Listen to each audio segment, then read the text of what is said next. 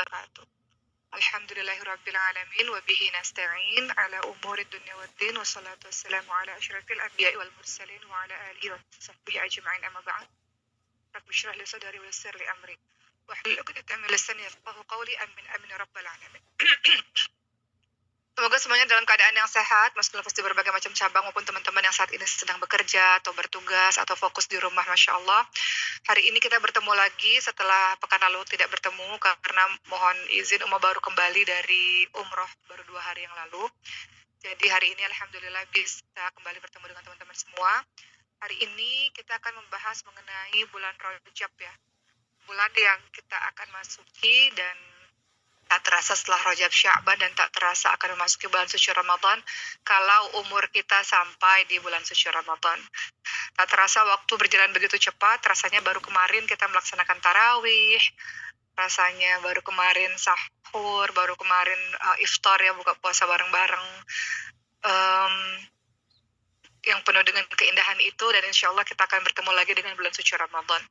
Namun, untuk memasuki bulan suci Ramadan tentu tidak bisa begitu saja tanpa ada persiapan.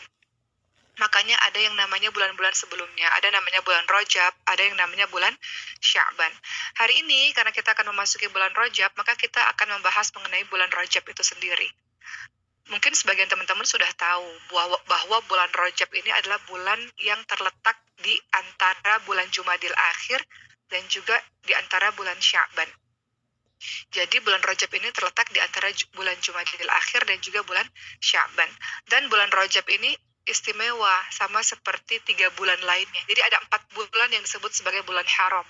Apa maksudnya? Nanti kita akan lihat. Teman-teman lihat dulu dalam surah At-Taubah ayat ke-36. Surah At-Taubah ayat 36 ini membahas tentang salah satunya bulan Rajab. Apa kata Allah Subhanahu wa taala dalam surah At-Taubah ayat ke-36? Allah Subhanahu wa taala berfirman, A'udzu billahi minasyaitonir rajim. Inna 'iddatash syuhuri 'indallahi 12 syahran في كتاب الله يوم خلق السماوات والأرض منها 4 حرم ذلك الدين القيم فلا تظلموا فيهن أنفسكم. Dalam surat Taubah ayat 36, Allah Subhanahu wa taala berfirman, kata Allah, sesungguhnya bilangan bulan pada sisi Allah adalah 12 bulan. Dalam 1 tahun ada 12 bulan. Dalam ketetapan Allah di waktu Allah menciptakan langit dan bumi. Dan di antara 12 bulan itu ada 4 bulan yang disebut bulan haram, kata Allah. Ada yang disebut sebagai 4 bulan haram. Bulan apakah itu ya? Dalam 4 bulan ini kata Allah dalam surat Taubah 36, kamu jangan menganiaya diri kamu sendiri, jangan berbuat zalim istilahnya. Dalam 4 bulan ini. Nah, 4 bulan ini apa aja sih yang disebut bulan haram, yang Allah bilang jangan menganiaya dirimu sendiri? Jangan menganiaya diri sendiri maksudnya apa sih? Jangan berbuat dosa, jangan berbuat maksiat. Karena kalau engkau menganiaya dirimu sendiri, atau kalau menganiaya kan kita berbuat jahat pada diri sendiri. Artinya apa sih? Kalau kita buat dosa, kita sedang jahat sama diri kita sendiri. Kalau kita buat maksiat, kita sedang melukai diri kita sendiri. Karena dengan sengaja kita membawa diri kita ke nerakanya Allah. Maka Allah katakan jangan kita menganiaya diri kita sendiri. Jangan buat dosa, jangan buat maksiat. Khususnya di 4 bulan haram ini. 4 bulan haram ini apa saja sih? Rasulullah SAW menjelaskan dalam hadis riwayat Bukhari Muslim, 4 bulan haram di antaranya adalah bulan Dzulqa'dah, Dzulhijjah, Muharram, dan juga bulan Rajab. Jadi 4 bulan yang disebut sebagai bulan haram adalah bulan Dzulqa'dah, Dzulhijjah, Muharram, dan 1 bulan lagi adalah bulan Rajab. Ya, bulan Rajab ini yang tadi Uma katakan bulan yang terletak di antara Jumadil Akhir dan Sya'ban. Dzulqa'dah, Dzulhijjah, Muharram, dan Rajab. Ini 4 bulan yang istimewa yang Allah katakan dalam surah At-Taubah ayat 36 tadi, jangan engkau menganiaya dirimu sendiri, jangan engkau jahat pada dirimu sendiri, jangan engkau zalim pada dirimu sendiri, alias jangan banyak buat dosa, jangan banyak buat maksiat, khususnya di 4 bulan ini. Baik, kita lihat teman-teman semua, kenapa sih bulan-bulan ini, 4 bulan ini ya, Dzulqa'dah, Dzulhijjah, Muharram, dan Rajab, ini disebut sebagai bulan haram. Kenapa? Disebut sebagai bulan haram karena terdapat 2 makna sebetulnya. Pertama, di bulan haram ini, di 4 bulan haram ini, di zaman dulu, ini diharamkan berbagai macam pembunuhan, kemaksiatan, dosa-dosa.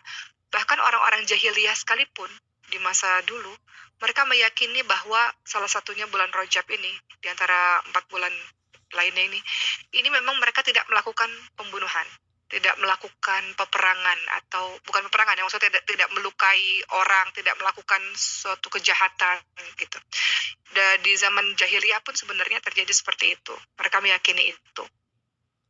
Kemudian yang kedua disebut bulan haram karena mereka semua meyakini bahwa adanya larangan-larangan untuk melakukan perbuatan haram itu lebih ditekankan daripada bulan yang lainnya karena mulianya bulan ini.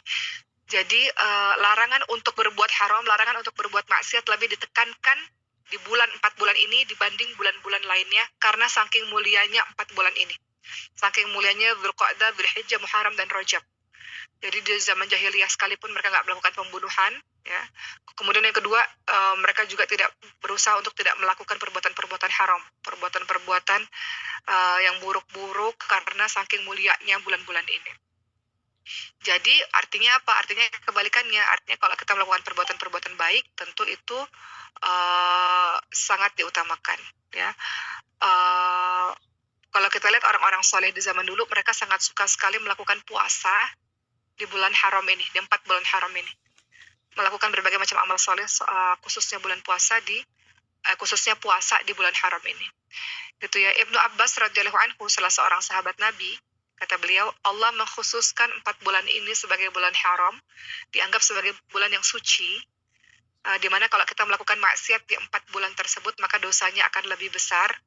Dan kalau kita melakukan amal soleh di 4 bulan ini, maka pahalanya lebih banyak. Jadi banyak orang yang abai, bahkan tidak tahu tentang Rajab, tentang bulan-bulan haram lainnya, sehingga mereka melalui bulan ini dengan begitu saja. Padahal andaikan kita tahu bahwa bulan Rajab ini disebutkan dalam hadis Rasulullah, maka dikategorikan sebagai 4 bulan suci, maka kita mulai besok ini udah mulai buat rencana, plan, ibadah-ibadah apa saja yang mau kita lakukan. Puasa sunnah apa yang mau kita tambah misalnya. Atau sholat malam yang seperti apa yang mau kita lakukan. Mungkin kita sholat malam cuma 2 rakaat, kita mau tambah lagi jadi 4 rakaat, jadi 6 rakaat. Mungkin duhanya kita bertekad untuk nggak mau meninggalkan ini mumpung masih 2024 awal ya teman-teman. Sekaligus kita buat resolusi mau jadi diri yang lebih baik. Khususnya dalam hal ibadah harus ada peningkatan dari tahun-tahun sebelumnya. Apalagi memasuki bulan Rajab, berarti harus ada yang berbeda dibanding dengan bulan-bulan sebelumnya. Mari kita lihat teman-teman semua, kita tahu bahwa orang-orang soleh di zaman terdahulu, kita menemukan riwayat di mana para sahabat-sahabat betul-betul mempersiapkan Ramadan dengan sebaik-baiknya. Mereka berbulan-bulan lamanya betul-betul berusaha untuk mempersiapkan Ramadan, meminta kepada Allah agar umurnya disampaikan di bulan suci Ramadan. Baru setelah Ramadan selesai mereka kembali kepada Allah dengan berdoa agar amalannya diterima. Tapi kalau kita lihat, artinya beliau-beliau ini nggak tiba-tiba saja masuk Ramadan tanpa persiapan. Persiapannya banyak yang beliau-beliau lakukan untuk menyambut Ramadan, khususnya dimulai dari bulan Rajab ini, ya. Baik, kita lihat teman-teman semua, ada cara-cara untuk kita mempersiapkan bulan Ramadan, khususnya di bulan Rajab ini. Apa saja? Ya, cara kita dalam mempersiapkan bulan Ramadan di bulan Rajab ini. Pertama adalah kita menghormati bulan Rajab. Cara kita mempersiapkan Ramadan di bulan Rajab adalah yang pertama, kita menghormati bulan Rajab. Ya, dari hadis yang diriwayatkan oleh Anas bin Malik, Rasulullah SAW bersabda bahwa bulan Rajab adalah salah satu favoritnya bulannya Allah SWT. Salah satu favorit bulan Allah SWT. Allah salah satunya sangat menyukai bulan Rajab ini, ya. Maka kita hormati bulan Rajab. Cara menghormati bulan Rajab itu gimana? Pertama adalah dengan cara puasa sunnah, memperbanyak puasa sunnah. Kita hidupkan puasa yang mungkin teman-teman belum terbiasa puasa Senin Kamis, hidupkan puasa Senin Kamis, atau puasa pada Ayyamul Bid, pertengahan bulan, 13, 14, 15, pertengahan bulan. Teman-teman puasa tentu yang paling bagus sekali puasa Daud, Masya Allah ya. Umat temui banyak sekali orang-orang hebat tuh sudah terbiasa dengan puasa-puasa Daud. Teman-teman tahu tidak bahwa ulama itu mengatakan kalau kalian ingin berhenti dari perbuatan dosa, jawabannya adalah dengan berpuasa. Kadang-kadang kita tanya, gimana ya cara saya berhenti dari perbuatan dosa? Nggak bisa, saya mau sekali tapi kok susah, nggak bisa. Maka jawabannya adalah puasa. Ulama mengatakan, kalau kita ingin berhenti dari perbuatan dosa, jawabannya adalah puasa. Kenapa? Karena puasa itu mendidik dan melatih jiwa kita, memperkuat, menambah keinginan kita untuk berbuat baik, yang nanti buahnya adalah ketakwaan kepada Allah SWT. Teman-teman coba aja puasa Senin Kamis atau puasa Daud dan sebagainya, keinginan untuk berbuat maksiat itu terkikis, ya kan, kalau kita berpuasa kan. Malah justru ketika kita berpuasa itu membuahkan semangat untuk terus berbuat kebaikan demi kebaikan. Karena apa teman-teman semua? Karena kita tahu bahwa orang yang puasa itu, mereka itu sesungguhnya bukan puasa makan dan minum, tapi berpuasanya anggota badan dari perbuatan-perbuatan dosa.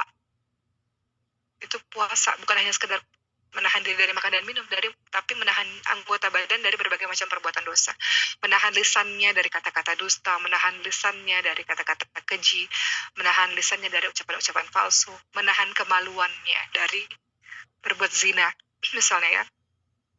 Jadi mereka, orang-orang yang berpuasa akan berusaha menjaga agar tidak merusak puasanya, ya kan?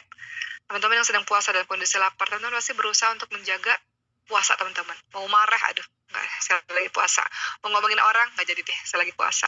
Mau nonton yang porno-porno misalnya ya, atau sesuatu yang buruk gitu, atau sesuatu yang tidak patut dilihat, nggak mau, saya mau puasa. Jadi puasa itu benteng betul-betul teman-teman semua. Mau menemui sang kekasih misalnya yang bukan mahram, nggak, saya lagi puasa gitu. Ya kan, jadi puasa itu benteng bagi teman-teman semua. Ada satu hadis dalam hadis riwayat Bukhari menyebutkan, barang siapa yang tidak meninggalkan ucapan dusta dan pengamalannya dan tidak meninggalkan amal-amal kebodohan, maka Allah tidak memerlukan puasanya. Allah nggak perlu dia meninggalkan makan dan minumnya. Artinya apa? Orang yang puasa pasti secara otomatis dia menahan dirinya, anggota badannya dari perbuatan dosa. Jadi kalau mau mempersiapkan Ramadan di bulan Rajab ini, kita menghormati bulan Rajab, salah satunya adalah dengan banyak beramal soleh, salah satunya adalah dengan berpuasa. Kenapa? Karena ketika kita berpuasa, otomatis kita berusaha berhenti dari perbuatan macam maksiat. Termasuk kalau teman-teman yang belum ganti puasa, yang belum bayar puasa ketika Ramadan kemarin, hutangnya banyak karena haid misalnya, teman-teman mulai nyicil ganti puasanya dari sekarang misalnya. Karena teman-teman tahu ya, kalau kita ganti puasa itu boleh kapan aja. Kita nggak boleh puasa pada saat Idul Fitri, Idul Adha, hari Tasyrik 11, 12, 13 Zulhijjah, pada hari Jumat yang sendirian. Kalau mau melakukan puasanya harus di hari Sabtunya juga atau hari Kamisnya juga pada pekan yang sama. Itu yang nggak boleh puasa. Tapi sisanya teman-teman boleh puasa untuk mengganti puasa teman-teman yang kemarin mungkin haid, bolongnya banyak gitu. Kalau kita lihat Siti Aisyah radhiyallahu anha mengganti puasanya banyaknya di bulan Sya'ban. Karena suami beliau Nabi Muhammad SAW memiliki keperluan kepada beliau. Tapi kalau teman-teman punya keleluasaan, jangan ditunda-tunda untuk bisa mengganti puasa teman-teman semua yang bolong-bolong ketika Ramadan tahun lalu. Kemudian apa lagi yang harus dilakukan di bulan Rajab ini untuk mempersiapkan diri menyambut Ramadan selain banyak berpuasa atau banyak beramal soleh? Kedua, banyak-banyak minta ampun sama Allah SWT. Banyak-banyak mohon ampun kepada Allah SWT. Apa kata Allah SWT, teman-teman semua? Dengan kemuliaan dan dengan keagunganku, aku akan terus mengampuni mereka selama mereka meminta pengampunan dariku. Allah mengampuni semua dosa-dosa yang kita lakukan. Jadi coba kita merenung pada diri kita sendiri, kapan ya kita terakhir mengadu kepada Allah? Kapan kita terakhir duduk dengan khusyuk mengalirkan air mata kepada Allah SWT? Kapan kita terakhir kali berkata pada Allah, ya Allah ampuni aku, ya Allah maafin aku, ya Allah? Kapan terakhir kali teman-teman mengucapkan itu? Sekarang sudah saatnya teman-teman kembali lagi kepada Allah setiap malam, setiap saat di Qiyamul Lail teman-teman datang kepada Allah, teman-teman minta ampun sama Allah. Uma mau cerita sedikit sebelum Uma lanjutkan ceramah ini. Kemarin Uma umroh bersama dua adik Uma, Dr. Cindy sama Ricis, dan kami pergi ke salah satu tempat yang mustajab dalam berdoa, yaitu Raudhah di Masjid Nabawi di Madinah. Adik Uma mengatakan begini, ketika sampai di Raudhah, sebenarnya kami tuh udah menyiapkan doa yang banyak, karena Raudhah itu kan bagian dari taman surga, dimana kalau kita doa itu salah satu tempat yang mustajab dalam berdoa. Namun apa kata kedua adik Uma? Kami lama berkesempatan di Raudhah untuk berdoa, kata adik Uma, kami udah mempersiapkan banyak sekali doa-doa, tapi begitu sampai raudhah, yang kami lakukan adalah minta ampun terus-menerus sama Allah. Mau minta sama Allah tapi belum bisa terucap gitu. Yang ada cuma nangis dan minta ampun atas semua dosa-dosa yang sudah dilakukan selama ini di hadapan Allah Subhanahu wa taala. Jadi Uma juga ingin menasihati diri Uma sendiri dan kita semua harus ada waktu bagi diri kita dalam satu hari itu, teman-teman semua, untuk kita banyak menangis, mengingat dosa-dosa kita yang sudah kita lakukan selama ini, mengingat maksiat keburukan yang sudah kita lakukan selama ini. Allah Subhanahu wa taala sudah sangat baik, luar biasa, karena menyembunyikan semua dosa-dosa yang engkau pernah lakukan. Allah menutupi itu supaya orang-orang masih menghormatimu, orang-orang masih mencintaimu, orang-orang masih berdekatan denganmu. Allah menyembunyikan dosa-dosamu itu karena Allah masih berharap dan berkeinginan kita kembali kepada Allah dan menghentikan perbuatan dosa itu. Jadi sebegitu baiknya Allah kepada diri kita, Allah masih kasih waktu untuk tidak mempermalukan kita di hadapan banyak orang, teman-teman semua. Jadi bulan Rajab ini adalah bulan yang sangat tepat untuk kita untuk kembali kepada Allah. Coba kita pikir kapan bilang, ya Allah ampuni, ya Allah ampuni semua kebodohanku, ya Allah ampuni semua kezaliman, kemaksiatan yang aku lakukan, ya Allah. Muhasabah diri itu atau meminta ampun kepada Allah itu hendaknya dilakukan setiap saat. Jadi kalau ada orang yang tanya kapan sih sholat taubat itu dilakukan, setiap saat. Dalam satu hari, teman-teman, dosanya banyak nggak? Kira-kira banyak. Yang kita sadar maupun nggak kita sadar, mungkin ada dosa mata kita, dosa hati kita, dosa tangan, dosa lisan, dan sebagainya banyak. Jadi kalau bisa sholat taubat setiap hari, kenapa enggak 2 rakaat gitu. Sebelum teman-teman meminta sesuatu sama Allah dengan sholat hajat, qiyamul lail misalnya ya, teman-teman sholat dulu 2 rakaat sholat taubat gitu. Karena kalau teman-teman bertaubat kepada Allah, meminta ampun kepada Allah, salah satu mempercepat doa kita dikabulkan oleh Allah Subhanahu wa taala. Doa kita naik kalau maksiatnya masih banyak. Bagaimana cara doa itu tertembus ke langitnya Allah Subhanahu wa taala? Jadi perbanyak dengan bertobat, beristighfar. Dan juga teman-teman semua, kenapa di bulan Rajab ini memperbanyak bertobat kepada Allah Subhanahu wa taala, supaya ketika masuk ke bulan suci Ramadan hati kita sudah bersih. Hati kita sudah bersih, ya. Kenapa? Kalau kita masuk bulan suci Ramadan masih ada dosa yang menempel dalam tubuh kita, maka bisa jadi dosa tersebut akan menghilangkan kenikmatan kita beribadah di bulan Ramadan. Ya enggak? Kalau kita masih melakukan perbuatan dosa sampai bulan Ramadan, bisa jadi kita enggak bersemangat melakukan ibadah di Ramadan. Dan bisa jadi kita enggak menikmati tarawih kita, enggak nikmati tadarus kita, enggak nikmati puasa kita. Kenapa? Karena masih banyak dosa yang kita lakukan. Itu sebabnya sangat penting sebelum memasuki bulan suci Ramadan, membersihkan hati kita dengan memperbanyak bertobat kepada Allah Subhanahu wa taala. Kata salah seorang ulama, salah satu dampak dari perbuatan maksiat ialah kita tidak dapat menemukan manisnya iman, manisnya ketaatan, dan manisnya beribadah kepada Allah.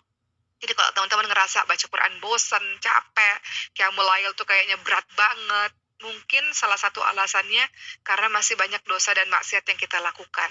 Jadi membuat diri kita terhindar dari kenikmatan, merasakan nikmat dalam beribadah. Hanya minta sama Allah, ya Allah berikan kita kenikmatan dalam beribadah. Karena kalau kita udah nikmat, kita akan berlama-lama dalam melakukannya. Ya enggak? Kalau teman-teman udah nikmat, mendapatkan nikmatnya iman, nikmatnya Islam, nikmatnya beribadah, teman-teman akan berlama-lama dengan Qur'annya, berlama-lama dengan qiyamul lailnya, berlama-lama dengan doanya, dengan zikirnya. Itu kalau sudah mendapatkan kenikmatan iman, Islam, kenikmatan dalam beribadah kepada Allah SWT. Teman-teman lihat dalam surah At-Tahrim ayat ke-8. Apa kata Allah? A'udzu billahi minasyaitonir rajim. Ya ayyuhalladzina amanu tubu ilallahi taubatan nasuha. Dan seterusnya. Dalam surah At-Tahrim ayat ke-8, Allah Subhanahu wa taala berfirman, "Wahai orang-orang yang beriman, bertaubatlah kepada Allah dengan taubat yang semurni-murninya." Mungkin di antara kita ada yang belasan tahun jadi orang baik terus. Dan kadang-kadang kita nggak nyangka ketika kita terjatuh dalam satu dosa, kok orang kayak saya bisa buat dosa kayak gini ya, gitu.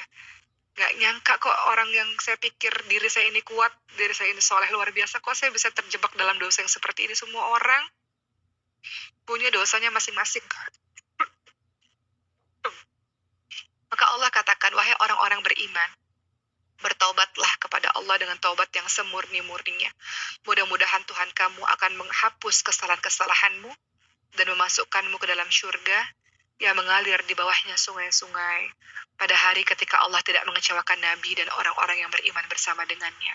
Sedang cahaya mereka memancar di hadapan dan di sebelah kanan mereka. Dan mereka berkata, "Ya Tuhan kami, sempurnakanlah untuk kami cahaya kami, dan ampunilah kami. Sungguh Engkau Maha Kuasa atas segala sesuatu." At-Tahrim ayat ke-8.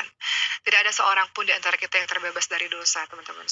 Semua dari kita melakukan dosa, melakukan keburukan, dan di satu sisi kita tahu bahwa dosa itu mengasingkan, menjauhkan seorang hamba dari taufik Allah. Dosa itu menjauhkan seorang hamba dari pertolongannya Allah Subhanahu wa taala, sehingga dia lemah dalam beramal soleh. Itu dosa. Dosa-dosa yang masih kita lakukan membuat kita lemah dalam beramal soleh. Dosa-dosa yang kita lakukan membuat kita tidak berdaya, nggak bisa punya kekuatan untuk melakukan berbagai macam kebaikan-kebaikan. Ya kan? Makanya kalau di sini kan banyak ratusan para penghafal Quran bergabung di sini, teman-teman semua. Ada 450 lebih para penghafal Quran yang bergabung di tempat ini, di Zoom kali ini. Teman-teman merasakan kalau teman-teman dalam kondisi yang banyak dosanya, atau banyak sakit hati, atau banyak penyakit hati ya, dalam hati, teman-teman nggak akan fokus, nggak akan konsentrasi untuk bisa ngafalin Quran, itu akan susah. Kalau teman-teman lagi melakukan maksiat, itu kelihatan banget, kerasa banget. Kalau teman-teman mau ngafalin Quran, kerasa banget, ya kan? Entah teman-teman jadi malas, teman-teman jadi jenuh, jadi nggak semangat. Kenapa? Karena ada dosa yang dilakukan. Gitu, makanya terlihat dan terasa sekali bagi orang-orang yang berinteraksi dengan Quran, ketika dia ada buat maksiat sedikit, dia akan rasa kesulitan dalam berinteraksi dengan sesuatu yang kita sebut-sebut sebagai cahaya itu. Dosa itu kegelapan, dosa itu sesuatu yang gelap ya, tidak bisa bersatu dengan sesuatu yang kita sebut sebagai cahaya. Gitu. Begitulah teman-teman semua, jadi di bulan Rajab ini salah satu yang bisa kita lakukan adalah kita banyak meminta ampun, meluangkan waktu meminta ampun kepada Allah Subhanahu wa taala. Ada waktu 24 jam dalam kehidupan kita. Ada waktu untuk kita bisa kerja, bisa belajar, tapi ada waktu kita untuk berdua-duaan dengan Allah, untuk menangisi dosa-dosa kita setiap malam. Kan seperti yang teman-teman tahu, ada 7 golongan orang yang Allah naungi di padang mahsyar nanti. Setelah kita hidup di dunia, kita mati, masuk dalam alam kubur, kemudian kita dihidupkan kembali ke padang mahsyar. Di padang mahsyar itu mataharinya diletakkan di atas kepala kita, semua orang dalam keadaan telanjang, tak berpakaian, semua orang takut dan menunggu bagaimana keputusan Allah, kita mau diletakkan di mana, ditempatkan di mana, semua orang sangat takut. Tapi ada 7 golongan orang yang Allah naungi, yang Allah kasih pertolongan. Siapa mereka? Salah satunya adalah orang yang selalu mengalirkan air matanya dalam kesendirian di hadapan Allah Subhanahu wa taala. 7 golongan itu Umat sering ulang-ulang ya, siapa aja pemimpin yang adil, pemuda-pemuda yang tumbuh dalam ketaatan kepada Allah, orang yang memakmurkan masjid, orang yang bersatu dan berpisah karena Allah, orang yang diajak berzina kemudian dia katakan tidak, aku takut kepada Allah, orang yang bersedekah dengan lillah, kemudian yang ketujuh adalah orang yang mengalirkan air matanya karena takut dan rindu kepada Allah SWT. Air mata itu nanti akan bersaksi di hadapan Allah untuk menyelamatkan dirinya di hari akhir. Jadi penting bagi kita dalam kehidupan kita ini, kan dalam sehari-hari kita banyak tawa, banyak bercengkrama, ya kan? Kita banyak berkoneksi dengan manusia-manusia lainnya. Tapi harus ada dalam satu hari itu beberapa saat, teman-teman semua, untuk menyendiri dalam kesendirianmu itu, engkau kembali mengingat apa yang telah kau lakukan selama seharian, atau apa yang kau lakukan dari kemarin-kemarin, dan mengalirkan air matamu di hadapan Allah SWT. Jadi mengalirkan air mata itu karena air mata penyesalan, air mata dosa, dan air mata harapan, bahwa ada doa-doa yang kita panjatkan, yang kita ingin Allah kabulkan doa kita. Jadi penting dalam satu hari itu harus ada air mata yang keluar di hadapan Allah SWT. Menasihati diri rumah sendiri ya. Kadang-kadang Uma juga manusia biasa, kadang-kadang kalau capek juga bablas ya, nggak qiyamul lail gitu. Tapi kita minta sama Allah, ya Allah jadikanlah aku sebagai orang yang bangun di malam hari untuk meneteskan air mataku, gitu ya. Air mata yang kelak akan bersaksi dan dia akan tolong kita di hadapan Allah SWT nanti. Air mata yang takut, yang rindu, yang penuh harap kepada Allah SWT. Air mata itu penting dialirkan untuk melembutkan hati kita, teman-teman semua. Seharian kita sibuk dengan urusan dunia, atau mungkin seharian kita ada rasa marah, ada rasa nggak suka, ada rasa nggak tenang dalam dada kita. Tapi orang-orang yang selalu meluangkan waktunya bersama Tuhannya, dia akan rasa tenang dan dia nggak akan rasa takut dalam menjalani kehidupan ini. Karena dia punya Allah sebagai kekuatan bagi dirinya. Jadi, kembali lagi di bulan Rajab ini yang perlu teman-teman. Suara Uma hilang ya? Enggak kan? Oke, karena ada yang komen suaranya hilang. Lanjut ya. Jadi teman-teman semua, penting bagi kita di bulan Rajab ini selain kita banyak beramal soleh, salah satunya adalah dengan banyak puasa, kemudian teman-teman banyak minta ampun kepada Allah, kemudian yang ketiga yang juga penting ya, yang juga penting teman-teman lakukan adalah dengan meminta maaf dan memaafkan orang yang telah menyakiti kita. Itu penting tuh. Sebelum menuju ke bulan suci Ramadan, penting sekali selain minta maaf sama Allah adalah meminta maaf kepada orang yang pernah kita lukai atau pernah kita sakiti dan memaafkan orang yang pernah kita sakiti. Alias tidak memutuskan hubungan. Jangan memutuskan hubungan silaturahmi. Kenapa? Apa kaitannya sama Ramadan? Nanti kita lihat. Kenapa? Karena kita tahu bahwa orang yang memutuskan ikatan silaturahmi ibadahnya tidak diterima. Rugi banget nih capek-capek ibadah, tapi nggak diterima oleh Allah SWT di bulan suci Ramadan nanti hanya karena kita memutuskan tali silaturahmi. Apa kata Allah dalam hadis surat Ahmad? Sesungguhnya amal ibadah manusia diperlihatkan setiap hari Kamis malam dan Jumat. Maka tidak diterima amal ibadah orang yang memutuskan hubungan silaturahmi. Yang hari ini masih ada masalah sama ibunya, ayahnya, kakaknya, adiknya, pamannya, bibinya, kerabatnya, nggak ada waktu lagi. Kalau engkau mau masuk ke bulan suci Ramadan yang amalmu mau diterima oleh Allah SWT, nggak ada waktu lagi selain kita memperbaiki hubungan kekeluargaan kita itu. Uma akan beritahu apa mudaratnya atau apa buruknya kalau kita memutuskan tali silaturahmi. Kalau kita lihat orang itu jahat sekali sama kita, teman-teman semua, kita minta sama Allah untuk bisa memaafkan dia. Memaafkan dia sebenarnya bukan untuk dia, memaafkan dia itu untuk diri kita sendiri. Karena kalau kita memaafkan seseorang, maka hati kita jadi tenang, hidup kita jadi tenang, ya kan?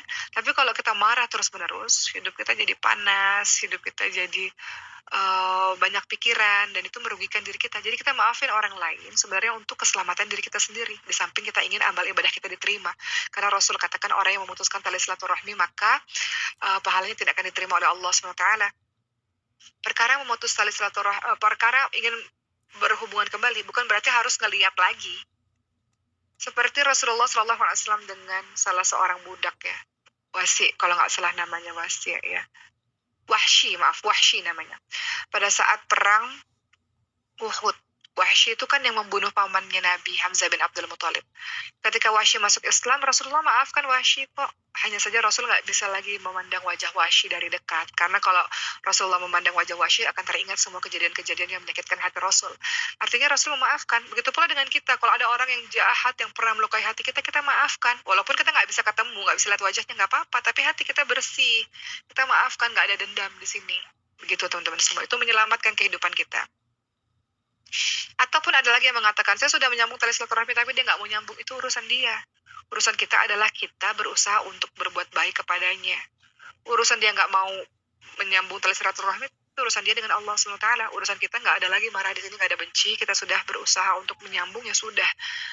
Itu urusan kita ya, untuk menyambung tali silaturahmi. Uma mau menambahkan sedikit, ada beberapa bahaya bagi orang-orang yang memutuskan tali silaturahmi. Ini penting, menyambut bulan suci Ramadan, nggak ada lagi yang namanya terputus silaturahmi. Kita mau Allah terima amal ibadah kita dengan tidak bertikai atau tidak memutuskan tali silaturahmi. Apa bahaya orang-orang yang memutus tali silaturahmi? Pertama, orang yang memutus tali silaturahmi bahayanya adalah tadi mengatakannya tidak diterima amal ibadahnya.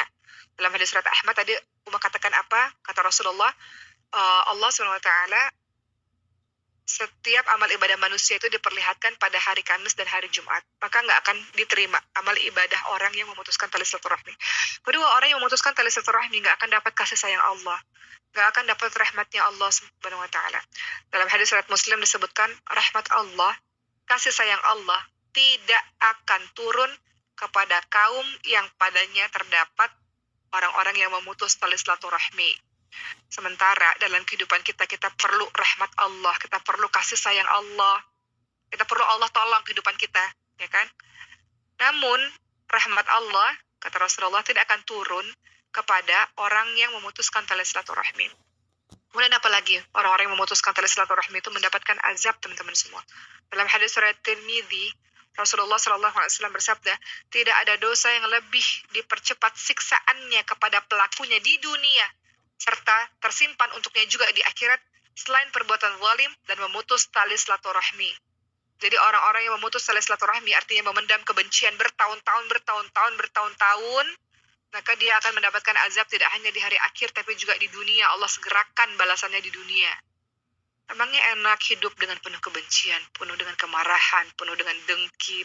Nggak enak, nggak tenang dalam jalani kehidupan. Ya kan teman-teman semua? Jadi urusan kita adalah gimana caranya nggak bertikai bertahun-tahun, nggak benci bertahun-tahun. Minta sama Allah untuk menyembuhkan hatimu yang terluka. Minta sama Allah untuk memaafkan, untuk kita mampu memaafkan orang-orang yang telah menyakiti kita.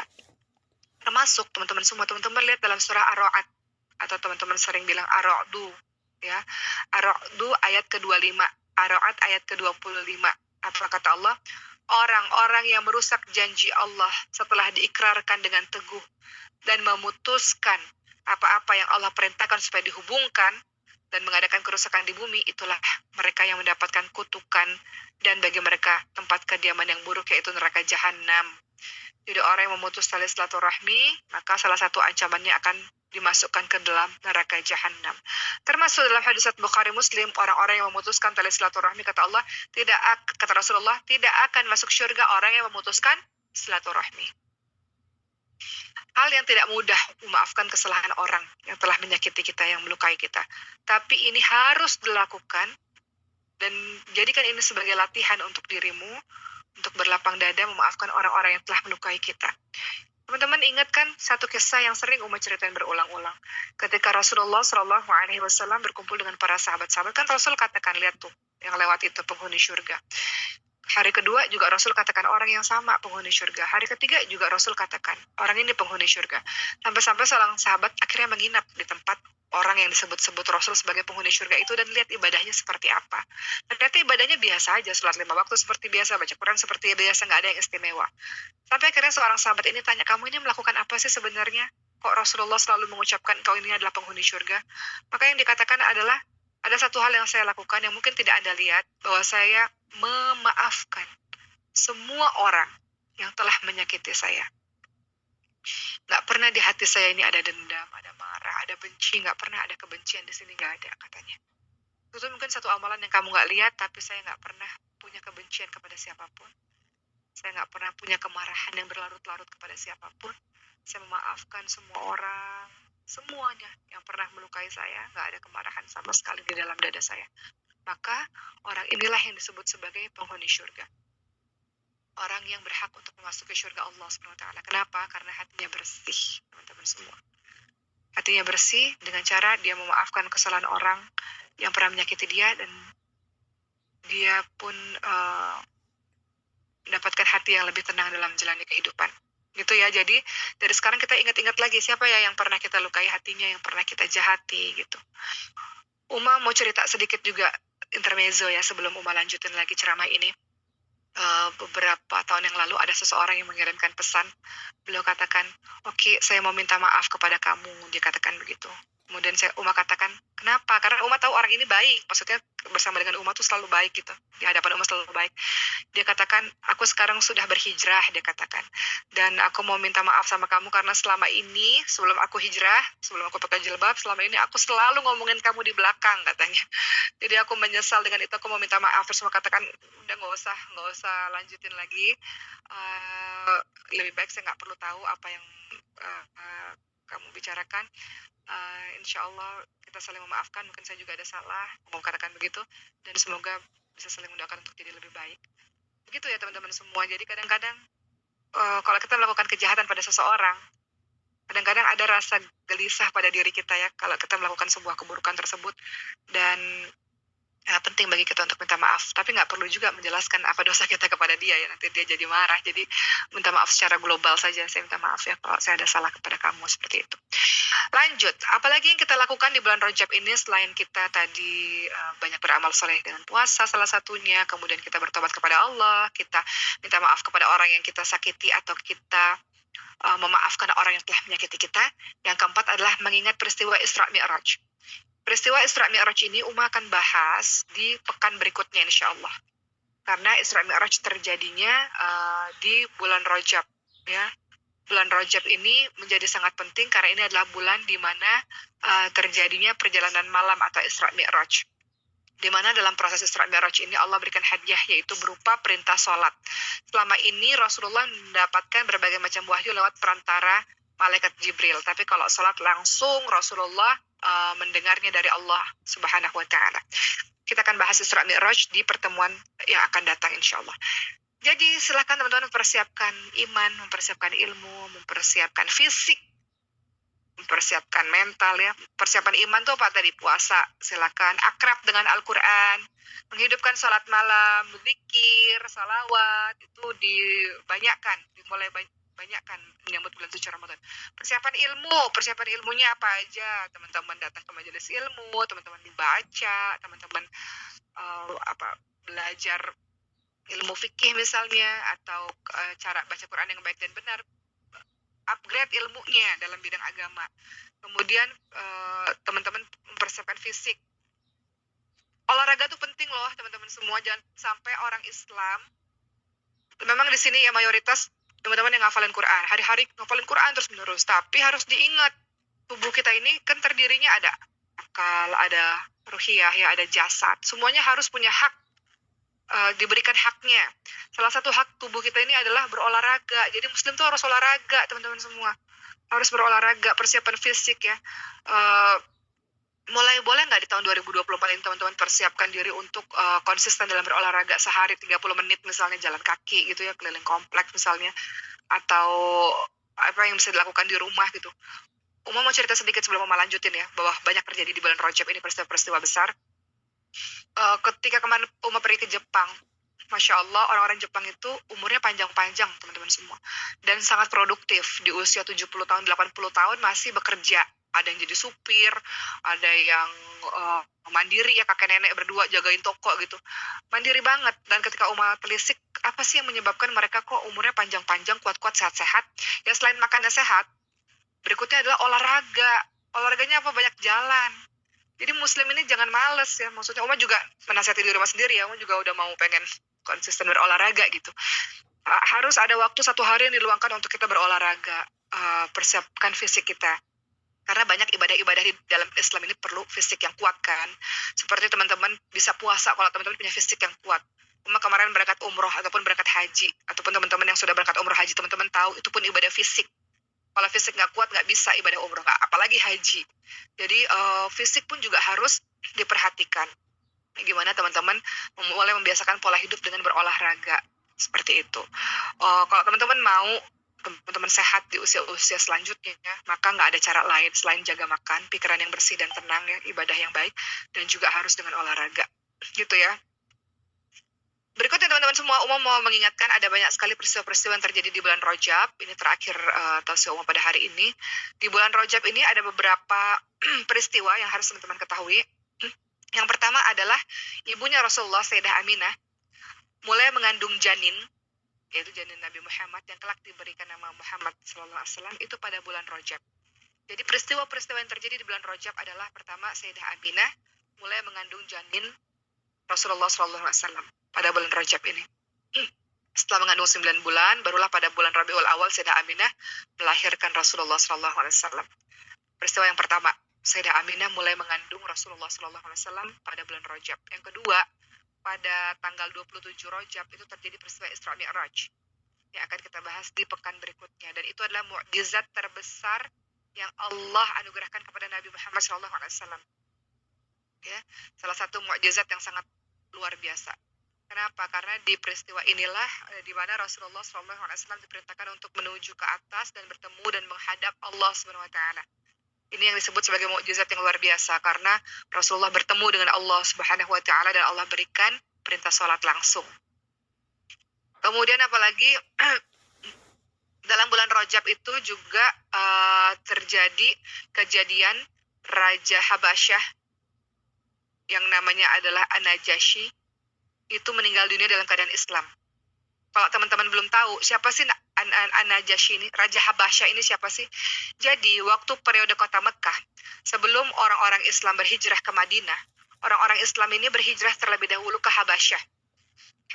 Di Habasyah itu ada seorang raja yang nggak pernah dolim sama sekali kepada seorang pun yang berada di dalam kekuasaannya. Jadi ketika Nabi Muhammad menyampaikan kepada para sahabat-sahabat untuk berhijrah ke Habasyah, meminta pertolongan dan perlindungan kepada kepada Raja Habasyah atau An-Najasyi ini, beliau adalah orang yang menjaga umat Islam di Habasyah, teman-teman semua.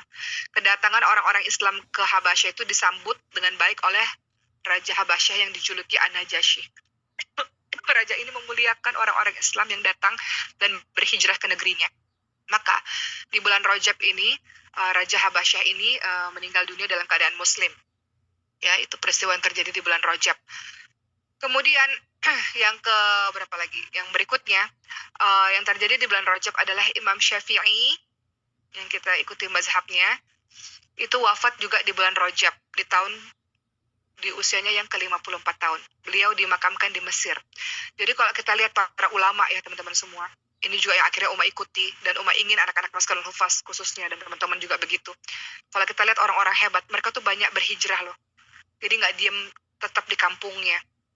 Imam Syafi'i dari Gaza, Palestina, kemudian Imam Syafi'i menuju ke Mekah, berkeliling kemana-mana. Imam Bukhari juga kan. Imam Bukhari dari Uzbekistan, dari Bukhara, menuju berkelana, mencari ilmu ke berbagai macam penjuru dunia. Jadi inspirasi ini akhirnya Uma ambil bahwa kita ini, kalau Allah berikan kesempatan, yuk kita lihat dunia lebih luas dengan menjelajah berbagai macam tempat untuk mencari ilmu gitu, teman-teman semua. Seperti teman-teman saat ini kan yang sebagian besar ada di pesantren, teman-teman kan berhijrah kan dari kampungnya masing-masing untuk mendapatkan ilmu lebih baik. Ataupun teman-teman lainnya yang merantau mungkin ya, untuk melihat, mencari pengalaman yang lebih banyak. Jadi kalau kita lihat orang-orang hebat ini, mereka tidak diam di kampung halamannya, tapi mereka menjelajah ya. Sama seperti Imam Syafi'i yang meninggal atau wafat di bulan Rajab di usia 54 tahun dan dimakamkan di Mesir. Termasuk juga kalau teman-teman tahu ada yang namanya Sultan Salahuddin Al-Ayyubi. Ya. Pada bulan Rajab juga berhasil membebaskan Baitul Maqdis Palestina. Salahuddin Al-Ayyubi ya, ketika beliau membebaskan Palestina, beliau tidak menyiapkan tentara dan peralatan perang loh, Salahuddin Al-Ayyubi ini, tapi yang beliau lakukan adalah mempersatukan umat Islam untuk menjadi solid, untuk menjadi kompak. Dan ketika hati umat Islam telah bersatu, maka melahirkan kekuatan yang luar biasa, kekuatan yang dahsyat ya pada saat itu, sehingga berhasil untuk menaklukkan Baitul Maqdis Palestina. Jadi peristiwa penting yang terjadi di bulan Rajab salah satunya adalah Salahuddin Al-Ayyubi berhasil membebaskan Palestina. Begitu ya teman-teman semua, apa-apa yang terjadi di bulan Rajab. Terakhir dari Uma pada hari ini, tentu kita masih harus terus mengingat peristiwa yang di Gaza, Palestina, karena sampai hari ini belum selesai, masih terus berlangsung. Sudah berapa bulan lamanya ini ya, berbulan-bulan lamanya Gaza sekarang mulai turun beritanya di antara kita, maka kita harus terus membuat terus naik dan terus teringat, dan terus teman-teman doakan dalam setiap doa teman-teman, di setiap sholat ya teman-teman. Jadi urusan Gaza ini sama seperti ketika teman-teman sholat untuk kedua orang tua gitu kan selalu teman-teman doain dalam setiap sholat teman-teman. Urusan Gaza ini juga nggak boleh lupa, teman-teman doain dalam sholat 5 waktunya teman-teman doain dalam setiap sholat sunnah teman-teman, dalam setiap teman-teman angkat tangan, teman-teman jangan lupa untuk mendoakan saudara-saudara kita yang sedang berjuang di Palestina. Itu ya, karena kita tidak pernah tahu doa mana yang dikabulkan oleh Allah, dan senjatanya orang Islam adalah dengan doa. Begitu teman-teman semua, terima kasih untuk hari ini.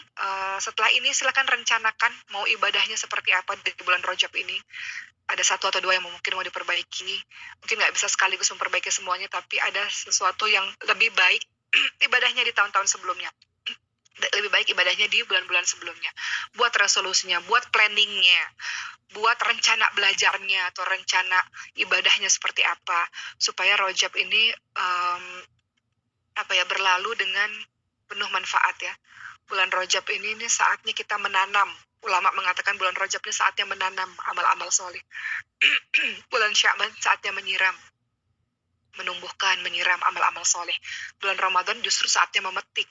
Jadi bukan bulan Ramadan baru mulai menanam. Bulan Ramadan itu justru saatnya memetik, dimulai dari sekarang persiapannya. Wallahu a'lam. Begitu, sekian dari Uma. Kita ketemu lagi insya Allah Jumat depan dengan pembahasan Isra Mi'raj insya Allah. Semoga hari ini bermanfaat. Mohon maaf lahir batin. Terima kasih. Assalamualaikum warahmatullahi wabarakatuh. Baik Uma, terima kasih Uma. Alhamdulillah selesai sudah ya ceramah dari Uma, teman-teman. Sedikit yang dapat saya simpulkan bahwasannya air mata setiap hari kita keluar itu ya. Kemudian amal-amal kita bulan Rajab tentunya ada perbanyak mungkin amal solih, puasa, kemudian minta ampun. Lalu jangan lupa untuk meminta maaf dan memaafkan pada orang lain. Dan tentunya teman-teman jangan sampai memutuskan tali silaturahmi. Alhamdulillah selesai sudah ceramah Uma. Baiklah, kita akan tutup dengan doa mungkin yang akan dibawakan oleh Ustadz Sultan.